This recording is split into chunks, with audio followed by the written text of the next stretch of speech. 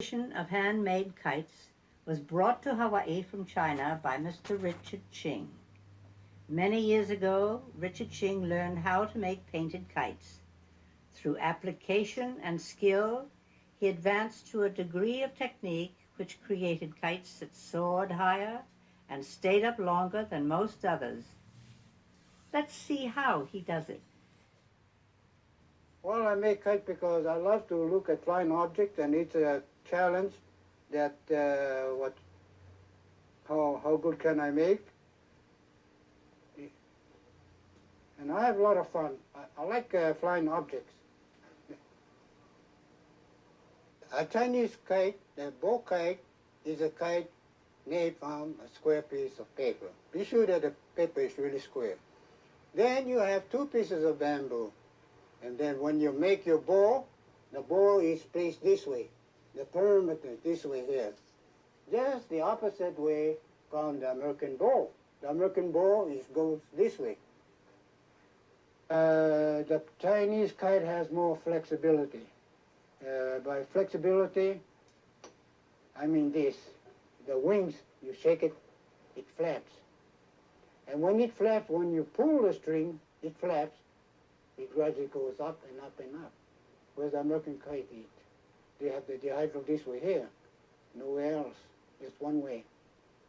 So there is a little bit more advantage in this bamboo than this regular stick. Flexibility. To make a kite, you got to have bamboos. So I go up in the forest, bamboo forest, or wherever there's bamboo, then I select my bamboo. When I select my bamboo, the bamboo should have long knots. From here to here is all right, but not short kind of a knot. Then it all depends on the size of kite that I want. But for the size of a kite that I have now, and I got about inch or inch and a quarter inch thick bamboo, bring it home, cut it up, and split it up in half, like this, after it's been dried. Then after that, I split it up in small sections like this. Then after that, I find the one that I want. Then I start to work on my bow and the centerpiece by shaving it down. The next step I do, get the string here. What is knot? 1, 2, 3, 4 times. Turn, pull. Then I turn it over. Do the same thing, more or less, get an idea how big the bow is going to be. The next thing I do is to put the bow on the kite and see how does it look, see how does it work. Yeah, good enough. Then I have my contact cement. The contact cement, then I put a little bit on the bamboo, sufficient. I don't have to make it all over the paper. Take too much time and this and that. So we do it this way. In the old days, the regular paste cost too much money. So instead of using the regular paste, I used to use rice, flour, and sometimes soy. But there is one fault with it. At night time comes along, the cockroaches eat them up. So that's the problem.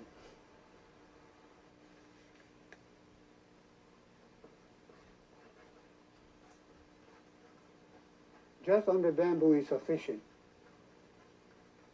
The others, they're not too sure, they put on the paper and all, but I just save some glue. And I place it this way.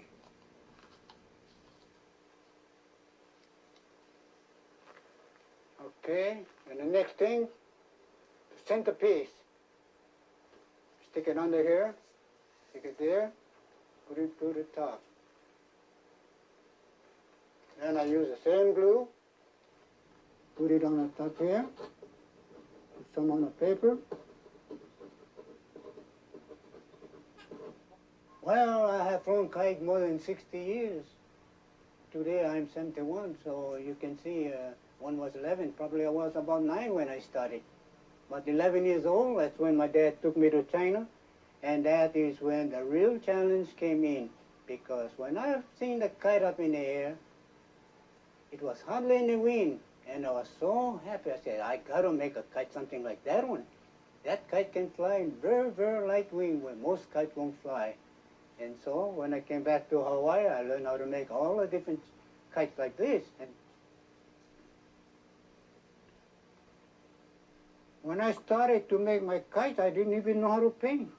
If I were to show you those that I made about 22 years ago, I would be ashamed to show them to you now, because they were lousy painting. But as we go along, then I start to improve.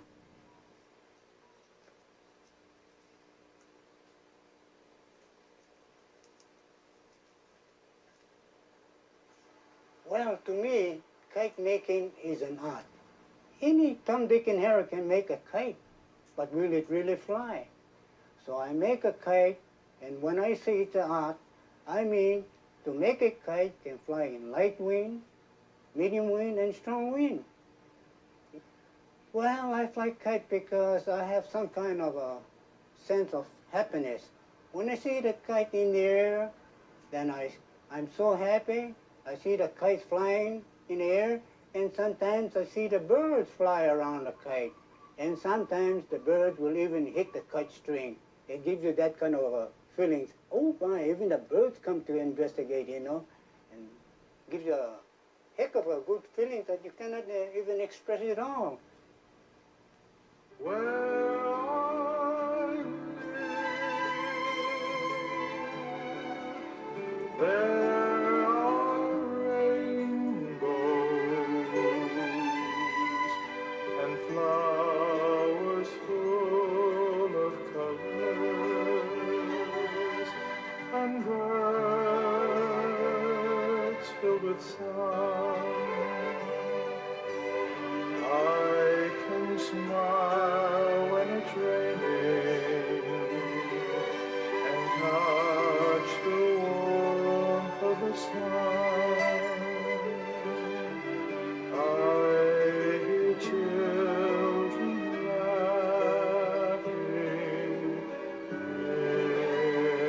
in this place that I love. Where I live, there are rainbows with life and the laughter of morning and stars